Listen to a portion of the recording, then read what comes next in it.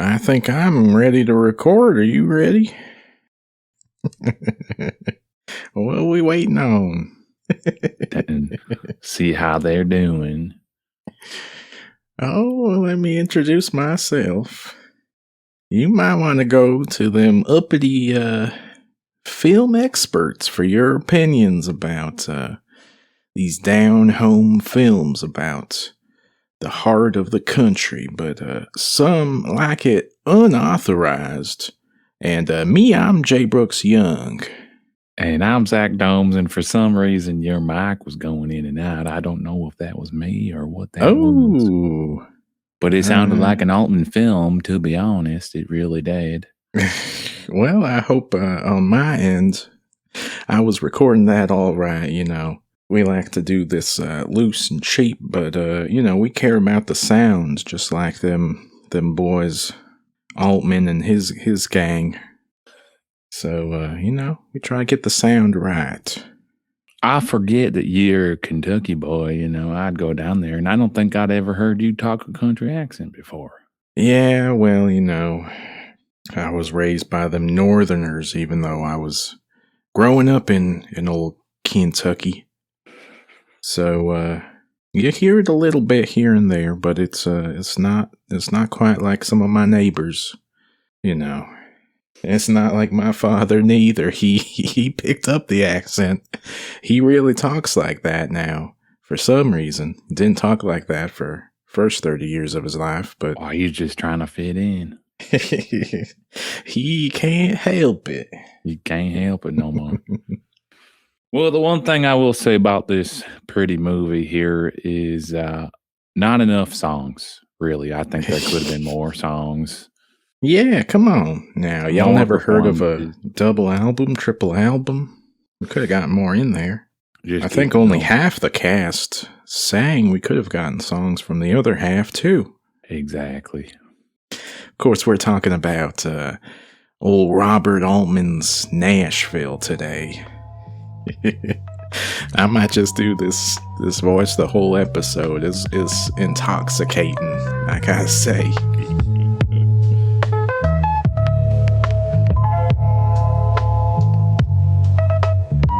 Yes.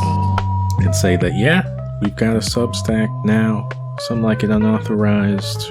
You can read some pieces you can read about 2025 in film, because you have a piece on there about some trends in film, some Dracula-related trends. Yes.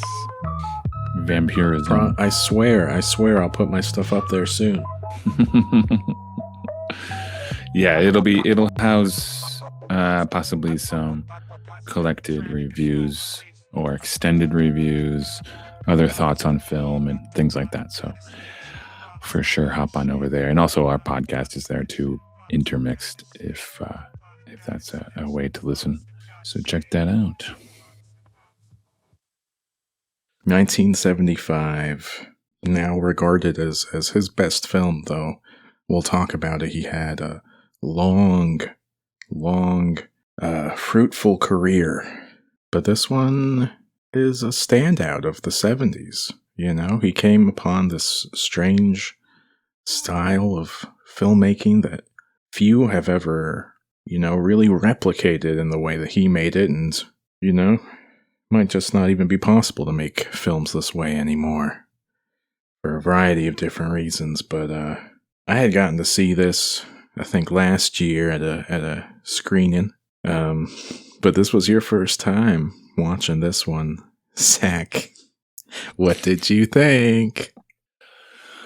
It was great. It was fantastic. Altman is what a guy, what a guy making crazy movies. I was thinking of Boogie Nights. I do think that Paul Thomas Anderson, if any director today that may be doing something that Altman was doing, he's certainly the closest adherent to that style. Yeah, he'd be the closest. Yeah. Jeff Goldblum. How about him? A little appearance from him. I thought that was fun. Only his first or second sneaking role in there. Yeah. Oh, it's only his. What is it? Only his first or second role in a movie, I think. Yeah. of course, Shelley Duvall, she was a discovery of Altman as well, and played in a bunch of his films before she really broke out and, had roles in things like The Shining. So you kind of I don't know, what were you feeling? Were you a little squirming in your seat there? These are like, loose hangout films, Yeah. People often describe them as having that sort of marijuana haze sort of wafting out of the screen at you, because they feel really, loose and improvisational. I don't know, were you in the mood when you watched this? Yeah, no, I was definitely in the mood, and I find Altman's films to be a pleasant watch for me personally. I think that I quickly kind of calibrate to the frequency that he's in.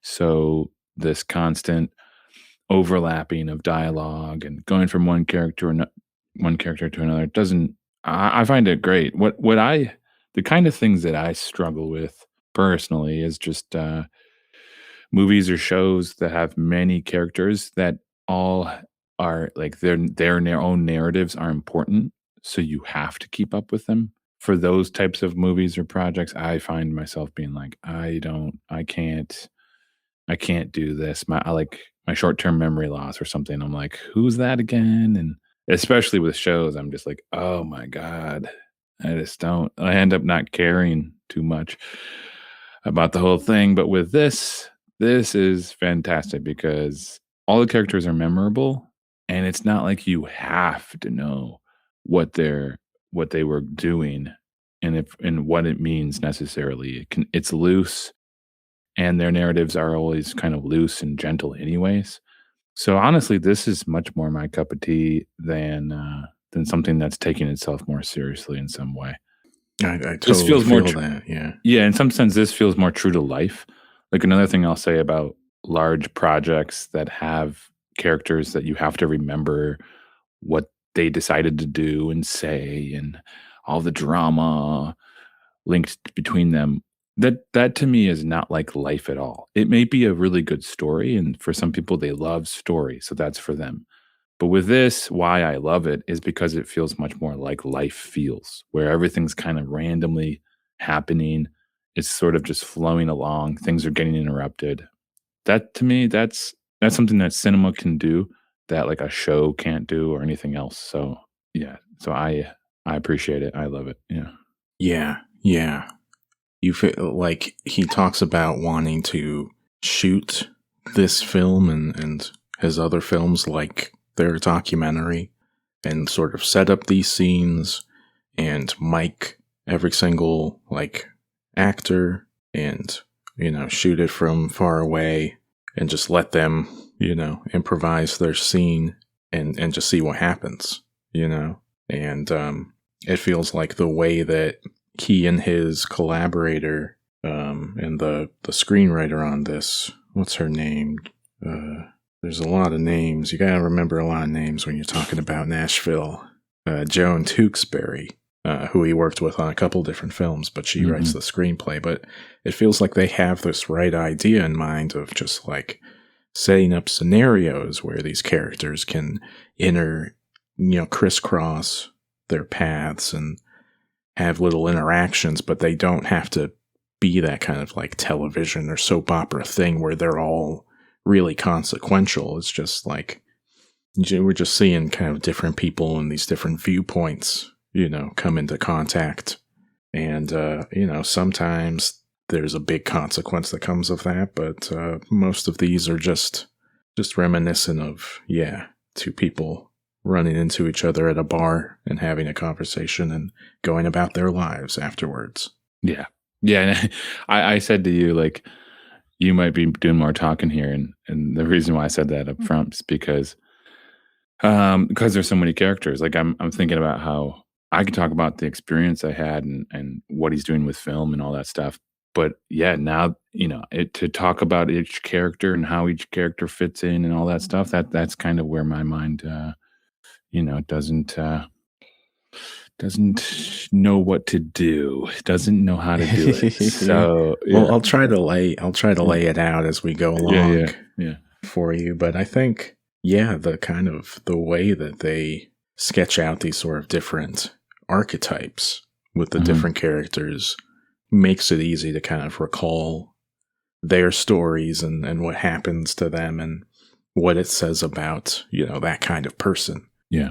There's kind of a central divide, I think, among people who like this film and don't like this film around, like, are those caricatures just making fun of, Nashville and the people there and the industry? Or is there, like, some kind of heart and empathy to this, Because Altman and Tewksbury, were coming from L.A., basically, making this film, and all the cast is outsiders as well. They don't really cast anyone who is a working musician besides Ronnie Blakely playing Barbara Jean. And then, it is, like, all readable in the way that you want a film to be, but you have this wide cast, so they're all kind of broad characters a little bit, and some people do walk away feeling that it's just something that flatters the kind of outsider, coastal elite sensibility, that this is just that's how Nashville is. They're all crazy there.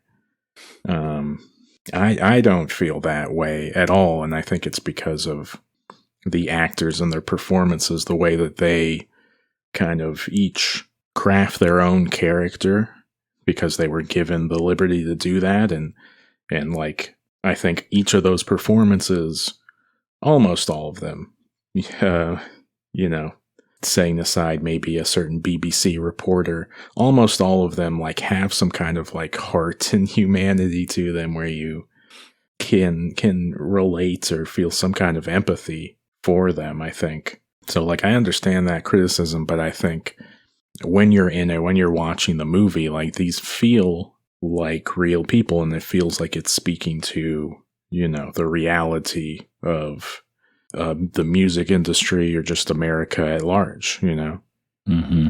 Yeah, I don't know. Did you find it feeling more kind of cartoonish, or feeling like you could, like, get into the film emotionally? I think I would agree with you. I think, again, I feel like that improvisational quality and, overlapping dialogue and all that stuff, I don't find it, something about it, for me, I don't find it cartoonish. I find it somehow realistic. Nashville is a place where it's got a lot of people who all have ambitions and all of that stuff, and there's a lot going on.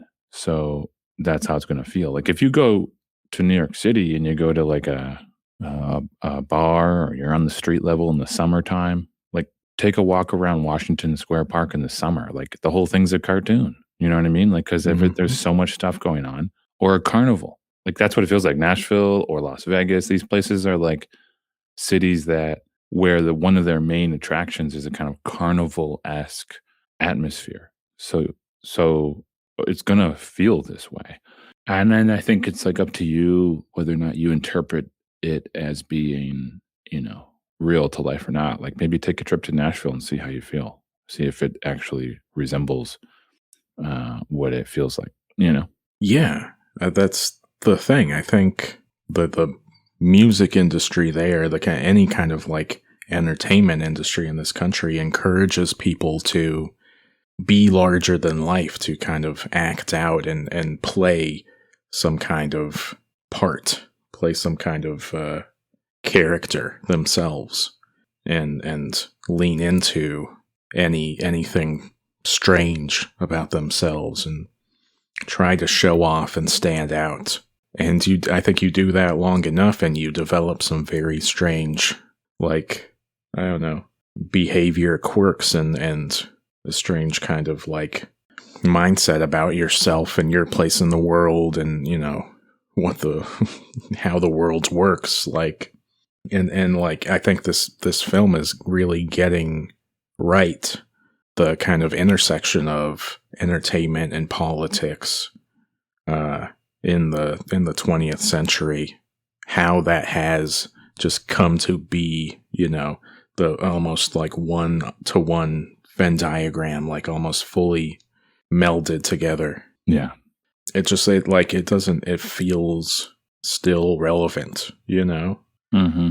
like these conversations of like who people relate to and who they want to watch and how do you get the most eyes on the stage and on this person, whether it's an entertainer or a politician or somewhere in between, there's that conversation when John Triplett's trying to book Haven Hamilton to play the rally, and it's like, look, we've been thinking you'd be good for governor, and Hal Philip Walker, he'd be ready to back you all the way if you make that decision down the line, like it's never like their examples for stuff like that were like Ronald Reagan being the governor of California and stuff, but now we just like literally reality TV stars are presidents and Congress people now. Like the stuff has only gotten more and more, assimilated together. While they're shooting this in 1974, Nixon resigns the presidency. Wow. You have the references in the film to Kennedy. You've got that Lady Pearl character going on about how much she loved the boys, but like that, like all this stuff, like I don't know, prior to Watergate and stuff, people were starting to key into how like television was becoming really important to those politics and especially the Kennedy campaign. But it almost, I don't know, like people were commenting on how sort of general and vague his speeches and stuff, his messaging was, I think. But on the whole, people felt a little more positive about it at that time. And then as the 60s go on and you get into the 70s with Watergate and stuff, it feels like people got more and more cynical about where American politics were by this point, which makes it like, makes everyone really receptive to what's going on in this film, where you have this backdrop of this third-party presidential campaign, and this guy's just spouting off the most random stuff, and it's just like, what's going on, Mm-hmm. There's no coherence to it. It like no one would be able to explain to you why he has support. We hear the news thing say that he's already won 3 primaries. He might win Nashville too. And Altman compared it to Jimmy Carter, that later on, Jimmy Carter would run a similar kind of down home campaign. But I don't know. It's all messaging. It's all like image now. Like, what do you convey? And that's how entertainment works. It feels like. Yeah. No, it gets all of those things accurate, and I did feel like it still resonated for sure to all the things going on today. It's just everything just keeps getting crazier in the same respect that this portrays. Yeah, and like again, going to that thing of this feeling more like how real life sort of plays out, and less like it has a theatrical narrative. It's just like this. None of this feels like it's going to have much consequence to where this political campaign ultimately ends up. Well, the like most consequential thing is that this beloved country singer gets killed randomly, but like all this stuff just kind of keeps happening. That's not like there is no, this is going to make or break the campaign or blah, blah, blah. It's just, we're just seeing the gears turning. We're just seeing how all these little lives sort of play these little parts and how history continues to unfold. Like it's the rules of the game, the genre noir film feels like an obvious comparison point because that was one of the earliest examples where someone was getting at something similar to this, where you have that large ensemble and you zoom out and you let all this different action happen, and you're just seeing how, people so caught up in their own lives, feeling like everything is life or death, aren't realizing that they are just these little pieces in a much wider world that they have very, very little sway on, Mm-hmm. That's great. That's great.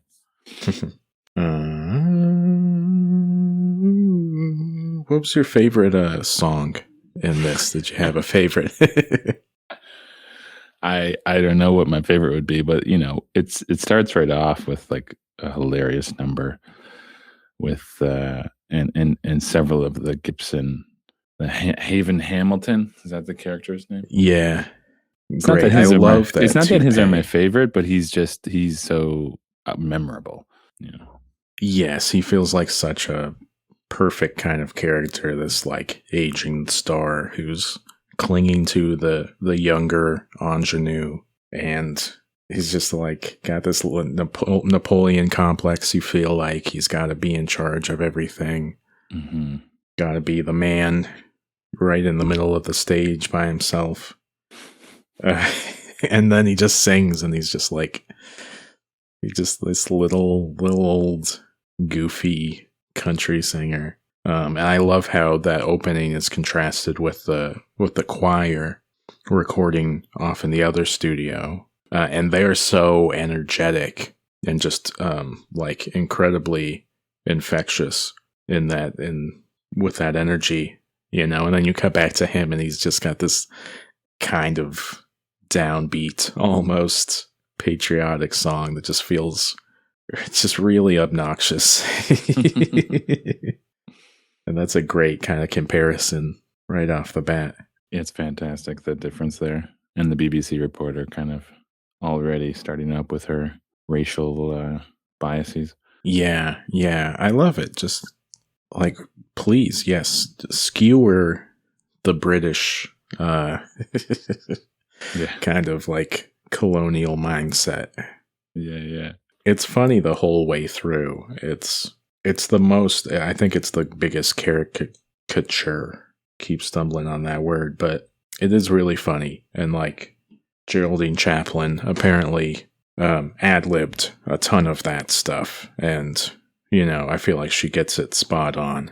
Like it's so representative of what was wrong in like documentary and, the kind of reporting that was coming out of Western countries at this time, and how all of these kind of biases had to be kind of like, dragged out of these people over many decades, and a lot of that stuff is still there, but they were just so ridiculous and problematic at this time in history. Yeah. Well, yeah, I think, Barbara Jean, she's like Britney Spears or something, she's just doing her own thing and in her own little world. I love that song where she's like, as she's singing it, she just starts telling a story, and then the band is just kind of like, oh my God, what are we doing here? What are we doing? Yeah. We have so many examples of stuff like this where, that artist with the spotlight on them goes on some kind of non sequitur or tirade or worse. And it's just like, these people having to do this day after day, concert after concert, that's a lot to ask. And especially when you're living in that bubble, isolated from the rest of the world, you go crazy. or you collapse, you get exhausted by that stuff. I love her performance, Ronnie Blakely as Barbara Jean, because I think she really kills it in those songs, and you get that sense of like why there's so much hubbub about her. she's really got something that you wanna watch, you wanna pay attention to. But she says that thing like, I went down, I memorized those records and sang them for the store owner, and I've been working ever since, I think. Mm-hmm. And it's just like, just like this industry will grab you up and wring you for every little bit of money that it can. Mm-hmm. That's great. Her husband / manager, played by Alan Garfield, is really good too. And I love all of his scenes and how worked up he gets. That fight that they have in the hospital where they're listening to the radio, she asks him to turn it off, and he's like, I gotta go thank, Connie White for showing up when you couldn't. Like, I gotta listen to this. And they have that argument. It's like really intense. You just feel the kind of like pressure that this guy is putting on this woman, because she's his meal ticket. That's that. I mean, come on.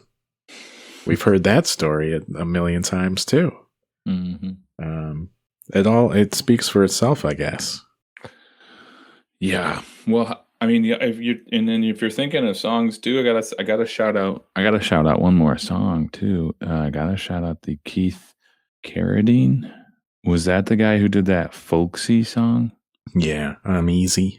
That, because you got all these country songs and they're all good. They're all Opry. They're all like worthy of the Opry. But that one came out, and that's always been more interesting. As much as country's fun, no disrespect on the country tunes, but there's just something a little more interesting about folk and all that stuff to me. So he came out with that, and I was like, dang, I know. That was great.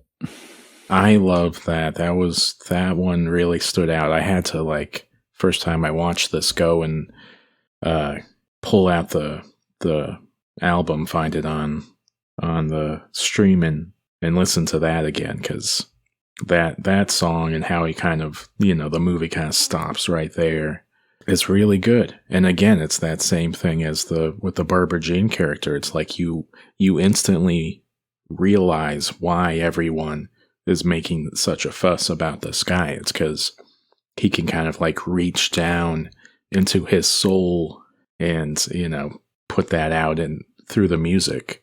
And that just more than anything else, that makes you want to, reach out and touch that guy, Mm. And that Lily Tomlin character, she's got a family, she's got kids and stuff. But all of a sudden she's like no one has spoken to me or made me feel this way before, the way that you make me feel with your music. That's she's finished after that. She's lost the fight.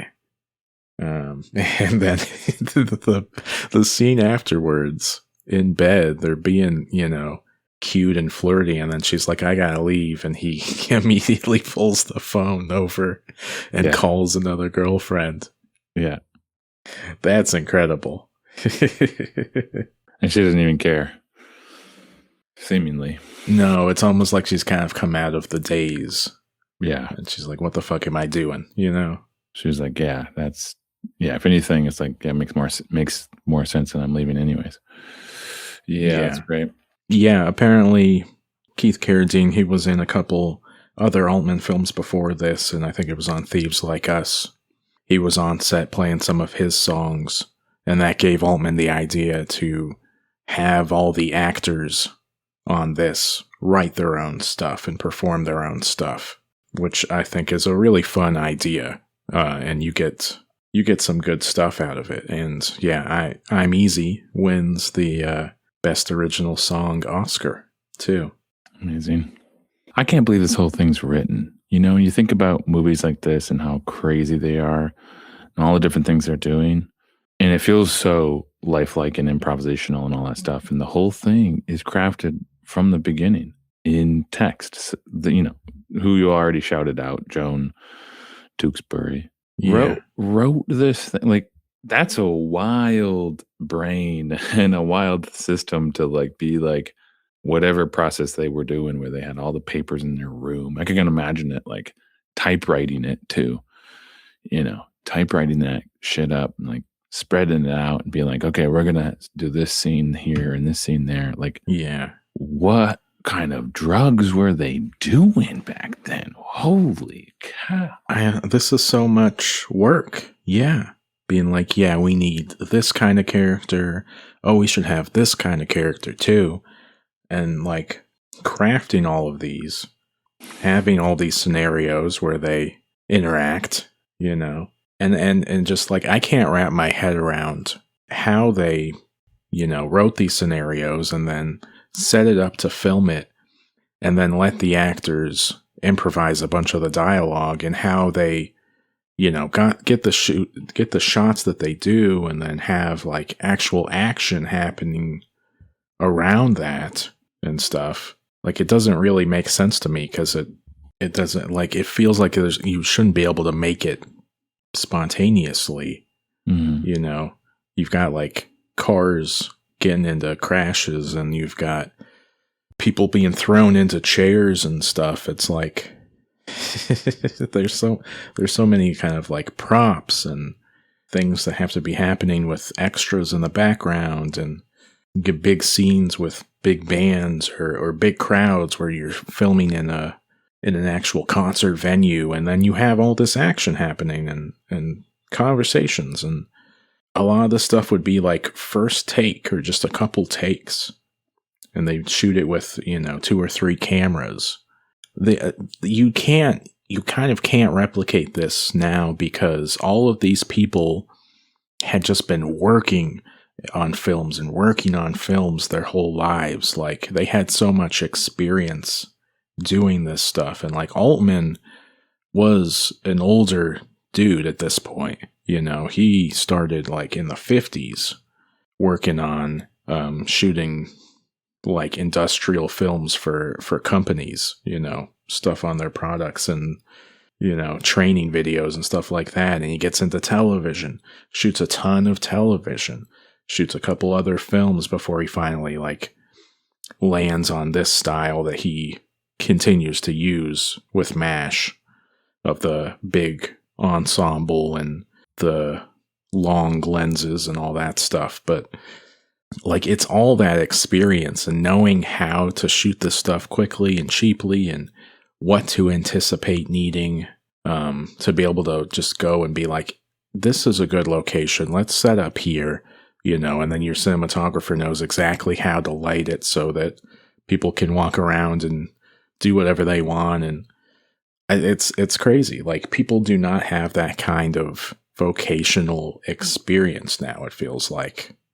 So many people want to be the kind of auteur who writes a movie and just shows up on set their first day and makes a masterpiece. And it's like, this dude put in the hours for many, many years before he got to this point where he had the kind of just knowledge of how to make something so crazy that looks kind of effortless.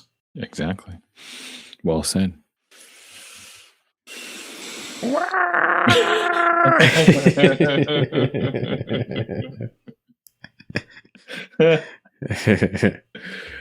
That's exactly it. That's the thing about this movie that I just kept thinking as we were going in to record this, and I was like, how do I say anything? I don't know how to say really anything other than what you just said. It's just it's wild. It's wild, dude. It's very wild. Yeah.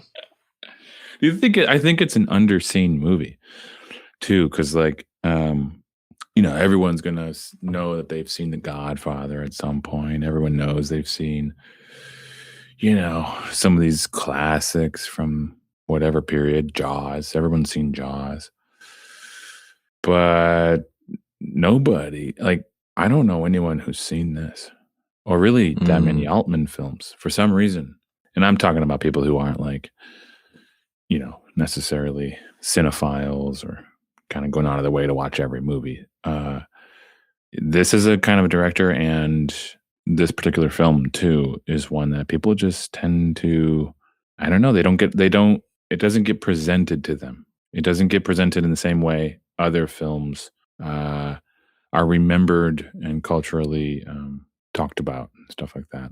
Yeah, yeah. You like compare a director of a similar caliber at this time, Cassavetes, even like his films, it feels like make their way to regular people more easily than these ones do. And more people have probably seen A Woman Under the Influence than have seen this. Mm-hmm. I don't know. There's something about it where it's not like, one big star in the middle.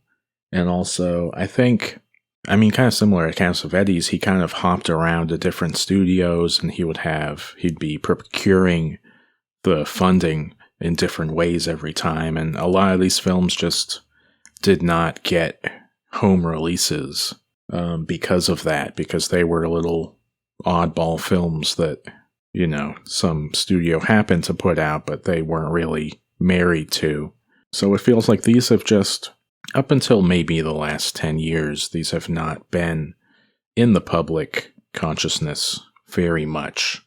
I even listened to the commentary for this, and I'm not sure who put out the DVD that the commentary was on, but you compare that to the Scorsese commentary on Taxi Driver, which we'll talk about on that episode. But Altman, he sounds like he just woke up from a nap, and he's not offering a lot of commentary compared to Scorsese, who's like taking you through every shot and talking about his motivations and all these crazy stories and stuff. Like, Altman was pretty good at kind of marketing himself, but he was an ornery guy, and he would rub people the wrong way, I think. And I don't know, he had a weird reputation for a long time, He's pretty esteemed now, but yeah, these are not films that just are like The Godfather, just everyone shares them, everyone sees them. Yeah. But I don't know, especially like these kinds, I like to try to catch a screening of, because I think you also need that benefit of getting rid of the distractions and just being able to like take it in fully, especially with that overlapping dialogue. Like, I think that works a lot better in a theater or in a really quiet space than it does, watching it at home with your animals or, your family members milling about, stuff like that. And that's not how most people the interface with old films right now, seeing them in theaters. You watch them on your streaming. And the effect of these when you're locked in with them is pretty profound, I think. Like there's something kind of transcendental, that weed haze feeling of how languid and strange the pacing can be.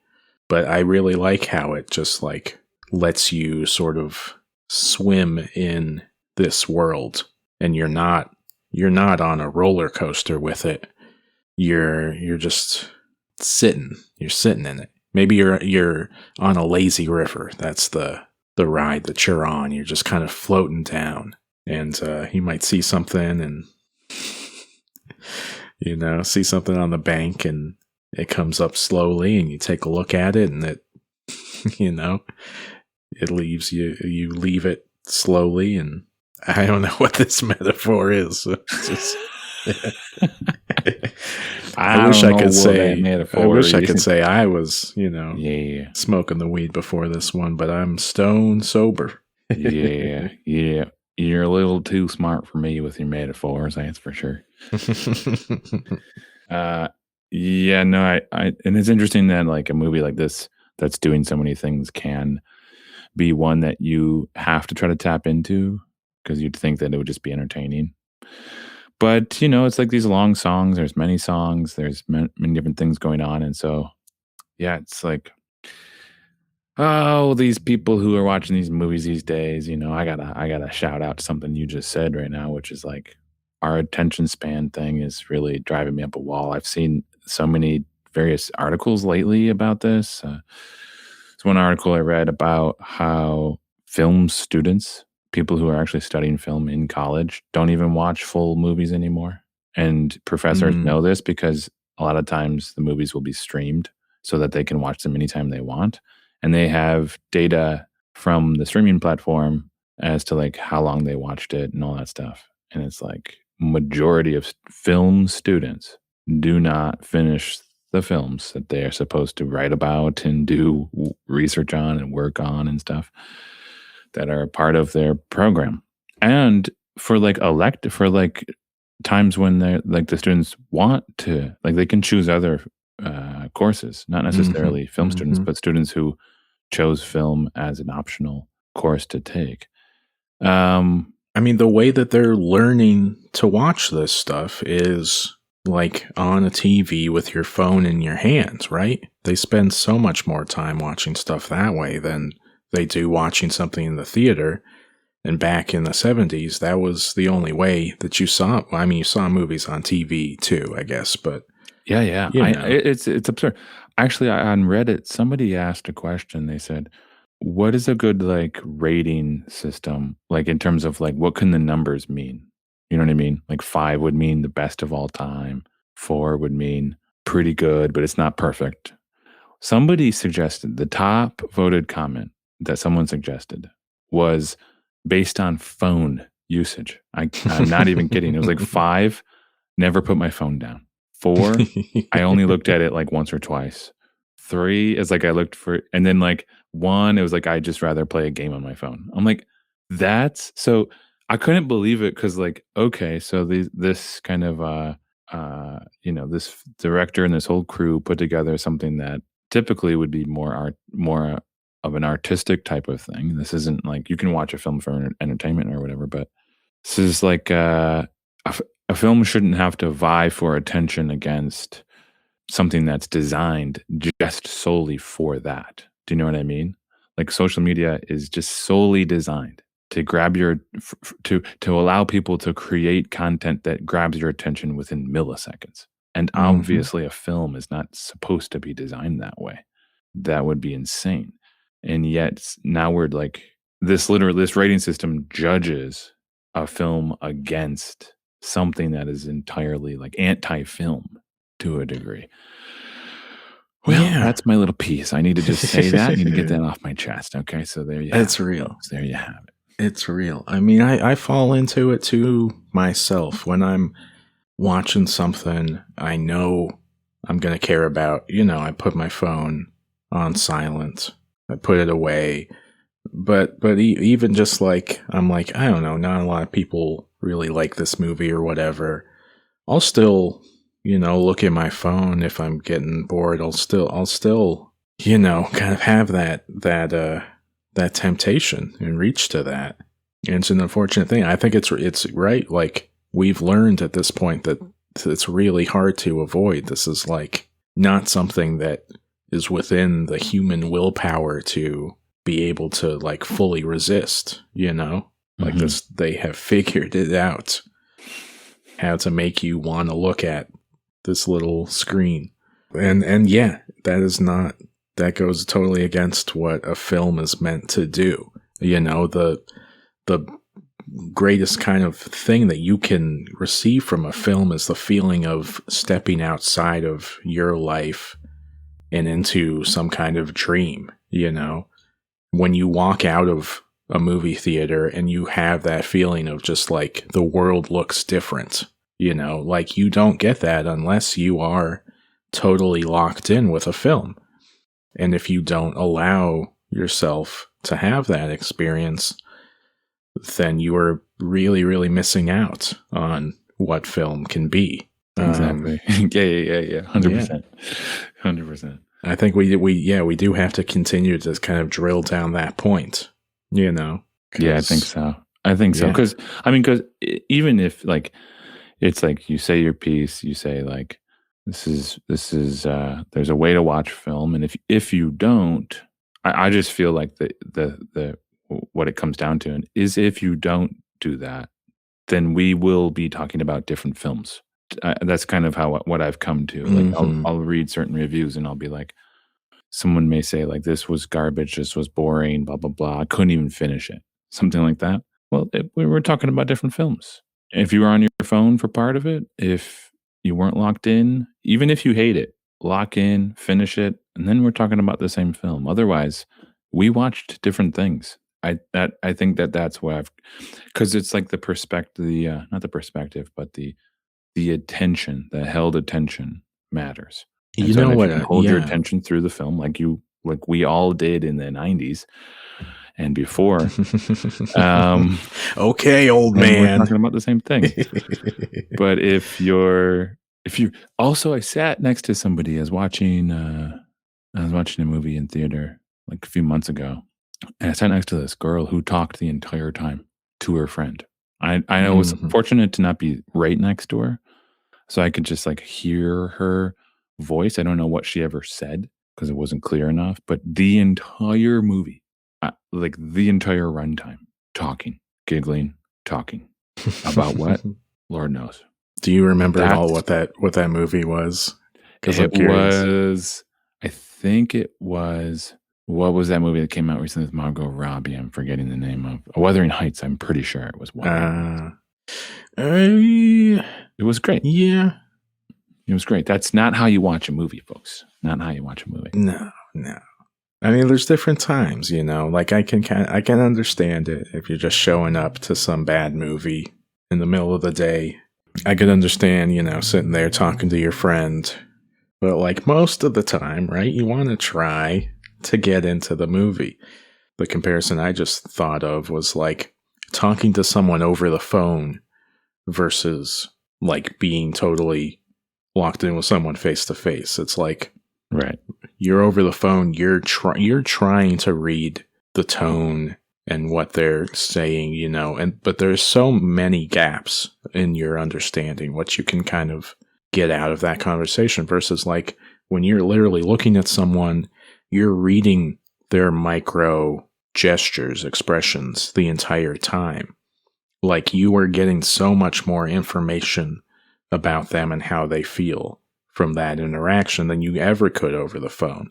And that's the difference between giving a film your undivided attention versus the way a lot of people watch most of their films. Yeah. Well, I mean, it's like, how many layers of screens are we going to put in front of our face? I got a movie going.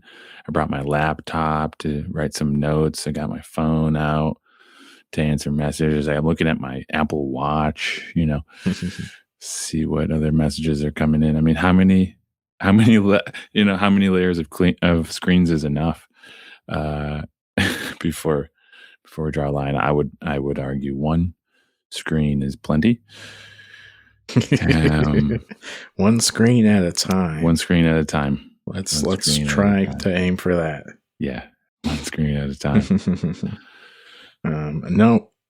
So when the critics got to see this movie and they gave it their full attention, they walked away really, really loving this. This got so much praise at the start when it was released. And they pulled a little trick where the studio was waffling on when they wanted to release the film, and Altman was able to arrange for Pauline Kael to see a pre-screening of it. And she wrote up a preview, I think, that went in the New Yorker, you know, just calling it a movie orgy, but with restraints, like, you know, as good as film can get, basically. People feel that moved the studios to settle on a release date and put it out in the summer. But I would say for the vast majority, yeah, the critics loved it. It got that Best Picture, Best Director Oscar nomination. It wasn't a huge hit, but it does feel like, right, even talking about the people who kind of feel like it's looking down and just making fun of these characters, like, I think when you sit down and watch it, it's like you get hooked into it, you know, like they made a lot of these moments work, like that I'm Easy song, like that's emotional, the kind of the Barbara Jean songs are incredible. The ending with the shooting and then the crowd singing. It's so like strange and hypnotic and interesting. Like it really works. It's kind of hard to deny, I think. Yeah. Did we need to make Gwen Wells what her character name? Suline Gay. Yeah, Suline Gay. Did we need to make her, you know, stripped down at the end of the movie though? Was that necessary? I love what that did. I love that part. No, I know you're playing the devil's advocate. Yeah. No, we almost could see it coming the whole way.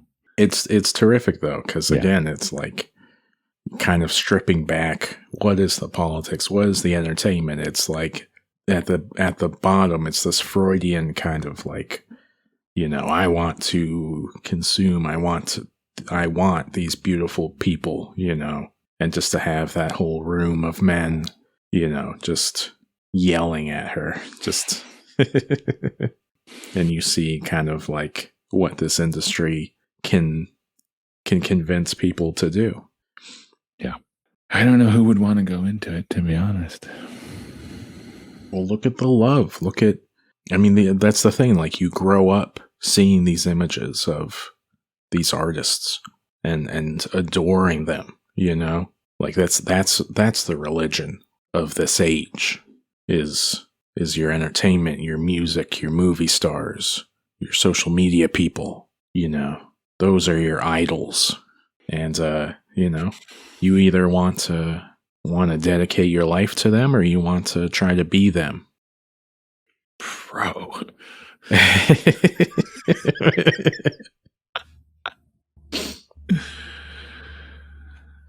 we get the religion in the film too, right? We go to those churches on one of the mornings. Yeah. I love that the kind of, it feels like it's like a documentary of just the different places that you find music in this city, because you're getting what's the music in these different churches too and stuff. At the airport? Did she sing a song at the airport? No, but you get the big marching band. The marching right? band, yeah. There's some more music. Yeah. I love there are moments when characters who aren't musicians, sing a song or play a little tune. You've got Haven's son, Buddy, who manages his career. The Opal, the reporter, is really trying to get him to like kind of open up and give her something juicy. And then he finally admits, like, no, I wrote a song, Dad would never want me to be a musician, but I did write something. And then he tries like so earnestly to like connect to her and sings her his little song. But then she sees Elliot Gould at the party and just beelines for him instead. And that's just like, even these people who aren't actively trying to be musicians, it's like they still have that hope deep down. Like, maybe if someone saw me, I could be that person, because it would be so nice to be that person, to be, recognized. And that, film critics, people who talk on podcasts about movies, right? We want to be filmmakers, right? Deep down, we really want to get in there and make those movies that people love, right? But if we had our chance, we would really do so great. Yeah. And it's funny because they like suppress that normally, Buddy doesn't, he's very reticent to share his song or, that he has that kind of like desire somewhere in him. but there's the difference between like, I don't know, this guy just doesn't have that much presence. There's like, you see talent in some of these characters. And it's funny how much like talent untapped is walking around this city, because so many people would like to be a musician if someone would pay them. But there's a difference between kind of like talent and stardom. And the industry really runs on stardom. It's like we got our own like section of like unauthorized wisdom. You know what I mean? Like this is it's coming at you right now. This is wild, dude. Get out of here. You're just buttering me up so you can take a nap over there. Yeah, this movie's too long, man. I need a nap. No, it's true though. What you said, it's true. It's like a similar short little thing that happens with the driver who's driving around Bill, Tom, and Mary. Like Tom has to go make a call, and he's just like, "Here, you want the guitar?" And this guy's like, really picking it.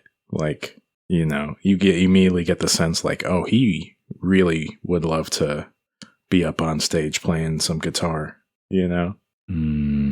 But it's just like a really quick tossed off little scene. Yeah, one thing I'll say about that too is like, I think this works because everyone cast in this is like a star in some sense. Like they all feel like they could be a star. And there's too many. Just as a side note, there's like too many movies that cast big stars for roles that are of people that aren't stars, and that doesn't always work that well. You know what I mean?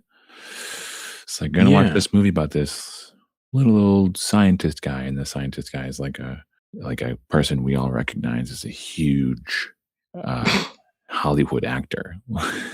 It happens too often, and here it's like just strengthen the casting.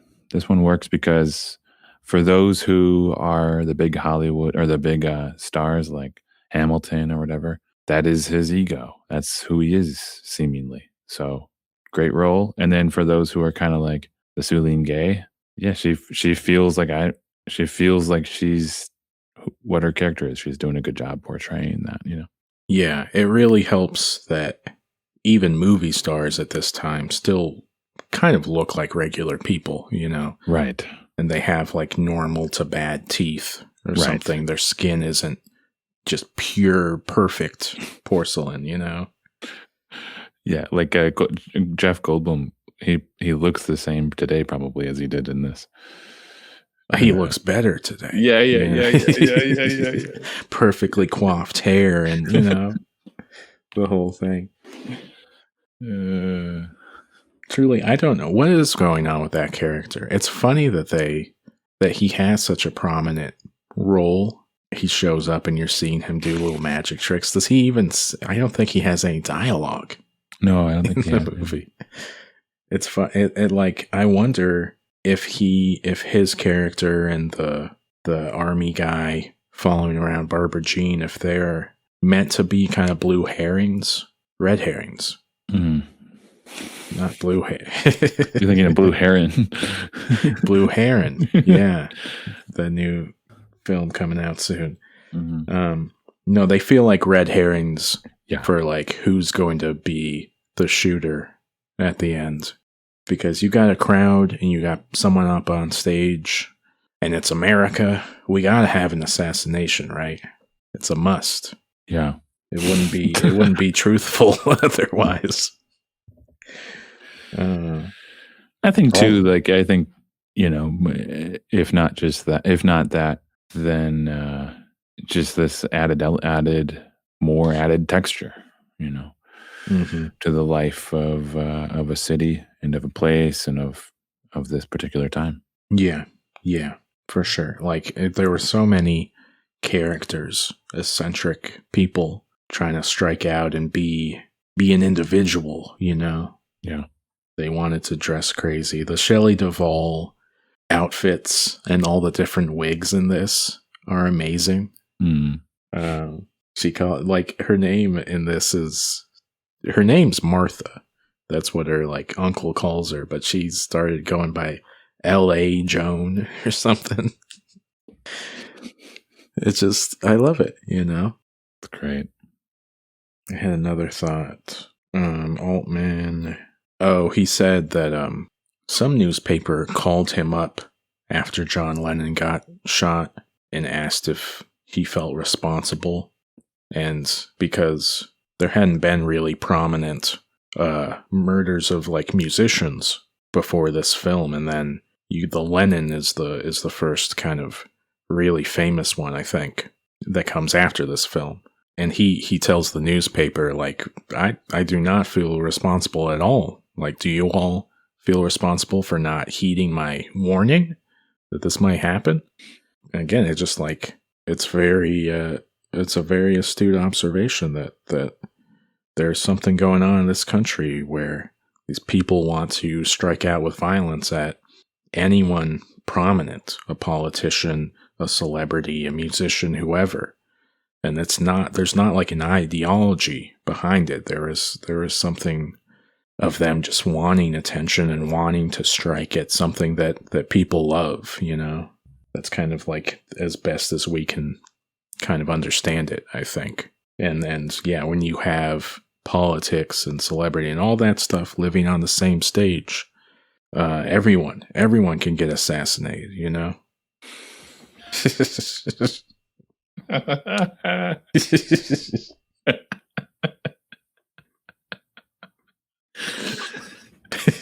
No one's left out. It's a fair and equal country. It really is, you know. It's a democracy. Anyone could be the shooter, and anyone could be shot. Could get shot. Oh my god. Boy. We haven't really talked too much about the John Triplett character played by Michael Murphy and his buddy Delbert, or Del Reese, played by Ned Beatty, and they're the ones really going around trying to make it all happen for their candidate and this rally they're gonna have. But he's great as the kind of slimy, you know, political aide. I was just thinking about the conversation when he goes to Bill and Mary's hotel room to go book them, and he's like, you know, we got a lot of these yokels on the bill for this show. We could really use a hip group like yours, you know.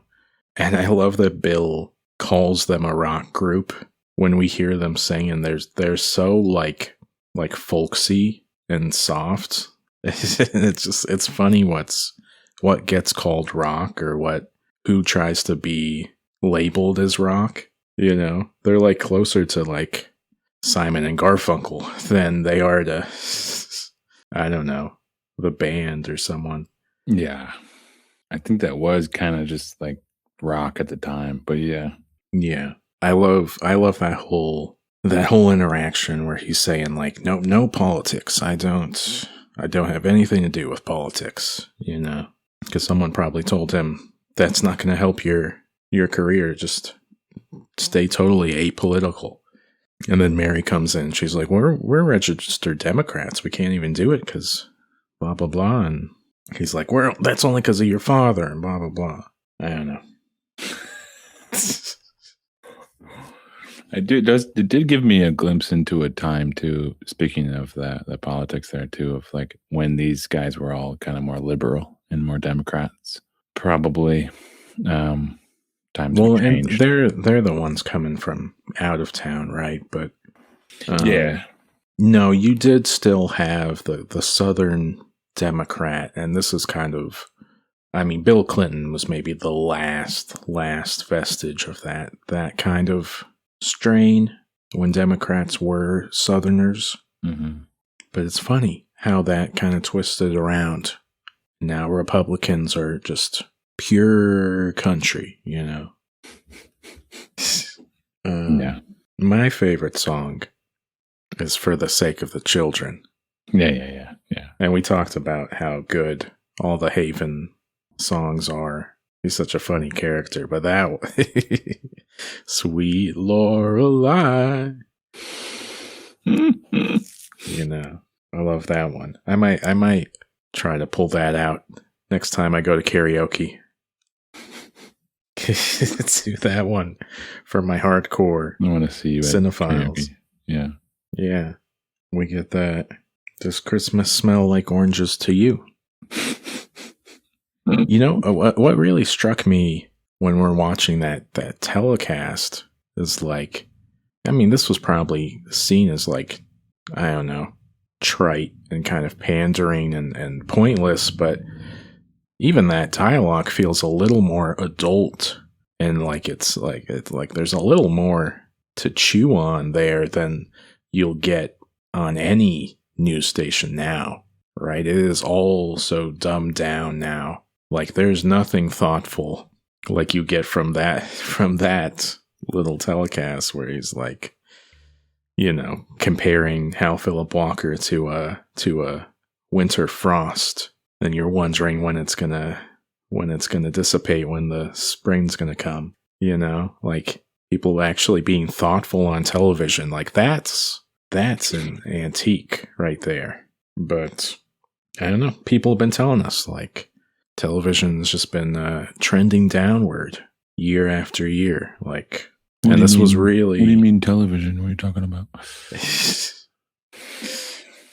You know, the telecast where the guy. Oh, yeah. I'm joking around about television trending downward. Yeah, like I haven't even watched. Who watches TV anymore? No, I know we don't, but there are people with cable still. There are people wild. who watch those channels. You know, that's how they get their news, whatever. Yeah, I don't know. Screens. They're just another screen. Screens. Yeah. Yeah. And we never see Hal Philip Walker.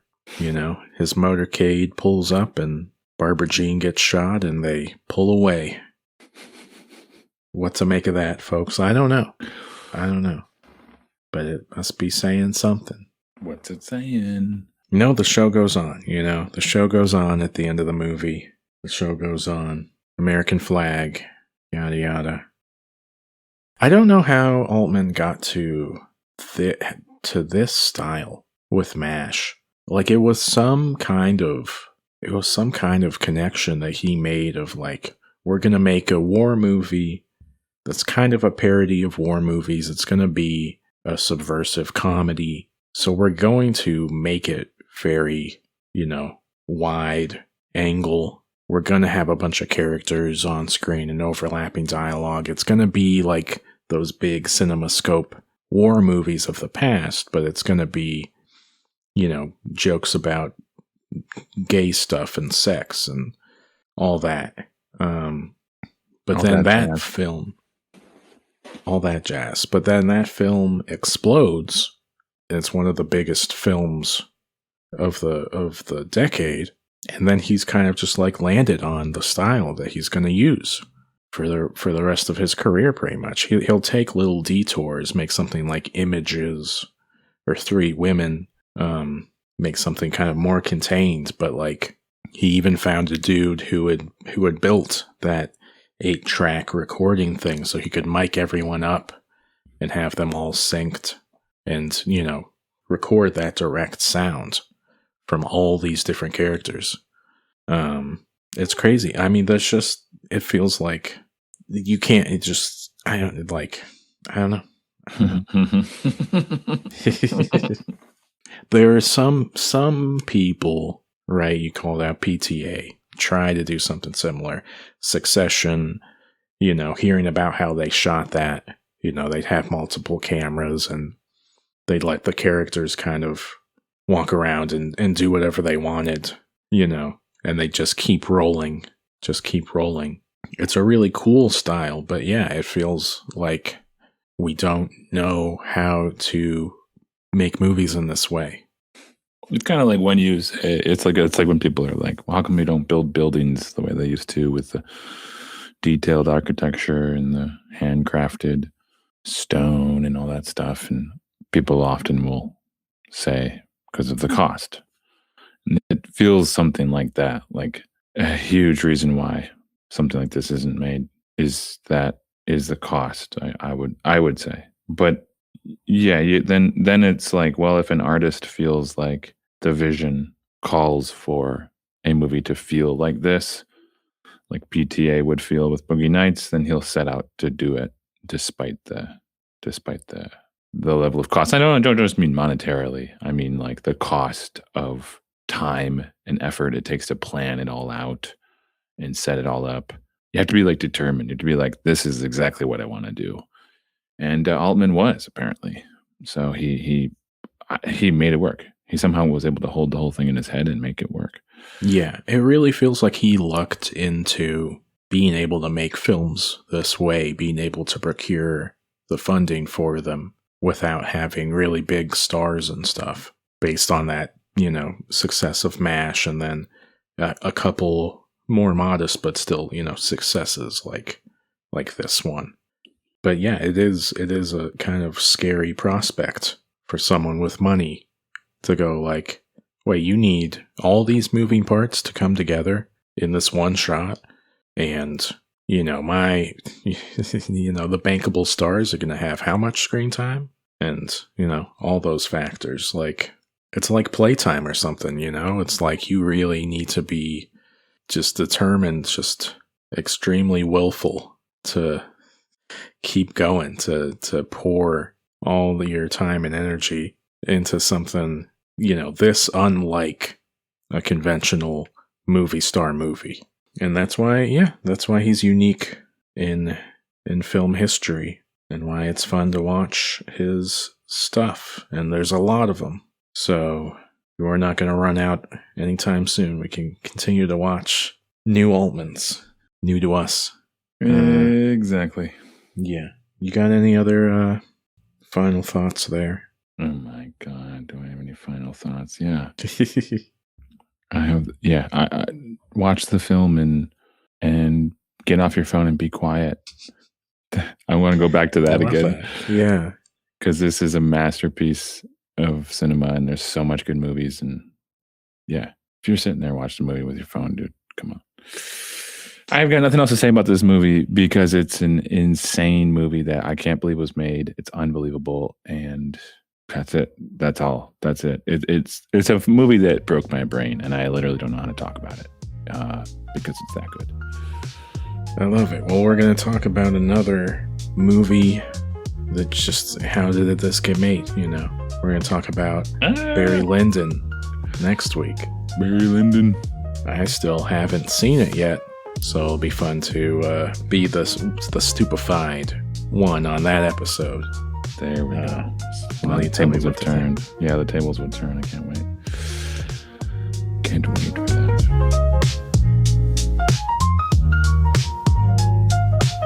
Oh, and do you have time to talk about, you took our short film to a little film festival. Yeah, speaking of the films and how they get made, we made a little film which I streamed to my friends. I streamed online for one day, and then I also sent to some festivals, two of which, one was last weekend and one's this weekend, and you'll be listening to this at a different time, but I drove myself down for a gig I already had in New York City, and then I went to Philly for a little short film festival.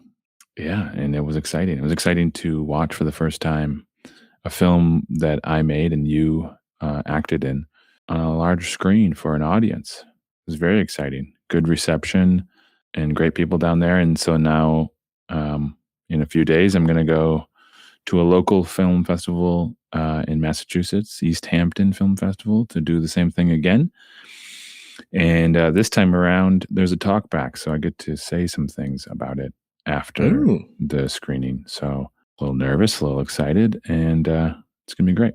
How did you feel Frank's Not Here measured up to the other films? What were the kind of differences or similarities? Good question. Yeah. I should say, too, that the selection that my film was in, I only got to see the segment that our film was in, and each one of those films won an award just by happenstance. So ours won the best experimental film. The one after that won best student film, and it was quite good. I mean, it had to do with there was some self-harm in it to some degree, and it had to do with somebody who was kind of going through a lot of struggles. I felt like it was another film that was focused on somebody feeling alone, feeling disconnected from the world. And then the last one was shot on, I think, 16 millimeter. It was absolutely beautiful, called the Emancipation of Mimi. Mimi being the nickname for Mariah Carey, where the character is a young boy who starts to have a fascination with Mariah Carey, kind of in place of Mother Mary. So it was a very funny kind of play on the Catholic Church and the symbolism there. I felt it was a very good, run. And and that last one won. What did it win? Best narrative film, I think. So yeah, it was delightful. And I was the only director there for those out of those other movies, but I happened to see somebody. I happened to see a film advertisement or like the card for a film that was showing at that festival and the same festival I'll be at. So her film got chose by the same exact festivals. So I talked with her for a moment, and I'll be seeing her this weekend too. So making connections, the unauthorized way. That's cool. Yeah. Yeah. It's fun to share your art, Yeah. It's cool that we can make these little things and then, a couple people can see them. Well, I think that, I heard somebody talking on something on YouTube or something about how these festivals, they're growing in a way. There's thousands of them, and there's definitely no sign of them declining anytime soon. And I think that they're good support and a good community for the filmmaker community. And I think it might be the case. We'll see what happens in the future here, but just like we were saying before, where some people are their attention's being torn from them. They can't help themselves but to be on their mobile phones, intaking that content all the time. And film will inevitably lose to some of those. It will lose out the race, you could say, of attention, which it shouldn't be, and to some degree, it shouldn't be in that kind of category of description, but it will lose out to people on their phones. And so it will only gain in its subculture of people who love to watch what filmmakers are making. And short films are more accessible to make these days. Ours was zero budget, $0 it took to make that thing.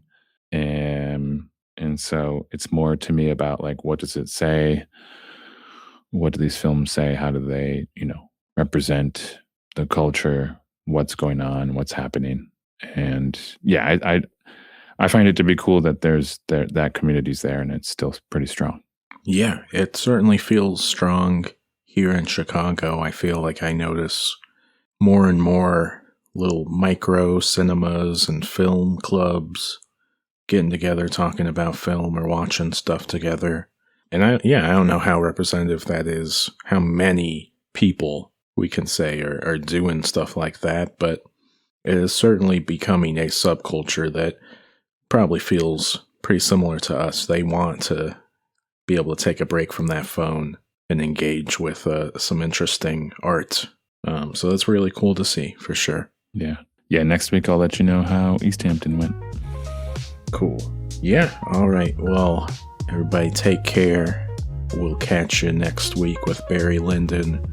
Go to unauthorizedpod.com to check out Letterboxd and take a look at the Substack. And that's that. That's all, folks. Peace. Peace.